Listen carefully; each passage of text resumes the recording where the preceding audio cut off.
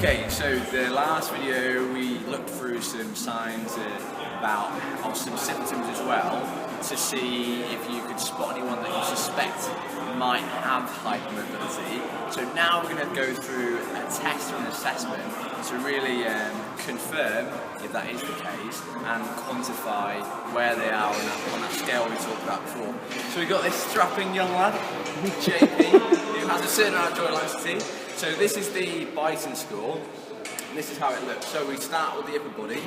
So we get JP to straighten his elbow out, and the first thing we're going to do is see how far he can bend his thumb towards his forearm. So you get 1 point if the thumb touches, and you do this on both sides.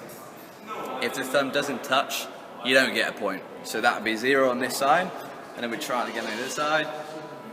So do make sure you check both sides. Cool. Not on there, fine. So then we're going to see how far can he bend his little finger back, and we're looking for a positive to get that point. Is it needs to be going beyond 90 degrees. So at least 90 degrees or beyond. Okay? And then we go to the next arm, do the same thing.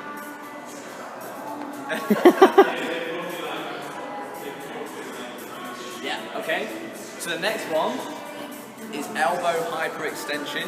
I remember a little bit of hyperextension is normal, more so in girls. So what we're looking for here is really sort of 10 degrees hyperextension or more. So again, we'll do this on both arms. So do one at a time, and then try it on the other side. Okay? And then we're going to take it down to the knees. So same sort of thing, we're still looking for knee hyperextension. So a good way of figuring out how to do this is just go into that sort of classic hamstring stretch, and then you're just asking whoever the member or the client is to try and straighten their knee back as far as possible. We're looking for the same thing. Nice little shot of these quads here. I do what I can. So we're looking again for sort of 10 degrees hyperextension or more, and then we do that on both sides.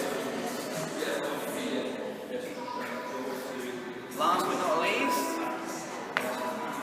we're doing the palm to floor test. So for this one, what we need to make sure of is that the person who's testing this on genuinely has their knees held in extension the whole way through. So JB's going to reach his hands all the way down to the floor, and we're looking for palms to floor with this, with no knee flexion. Okay, so it's just 1 point for this. We don't count this per side. So if they can get palms to floor, no knee bend, then that's the next point. Cool. Thank you, mate. So to summarise, remember this scale is scored from 0 to 9. 0 to 4, you're pretty much within normal limits. The 5 to 9 guys are the ones who have that hypermobility or potentially excessive joint laxity, who are going to have to focus more on these stability drills and stuff like that. That's it.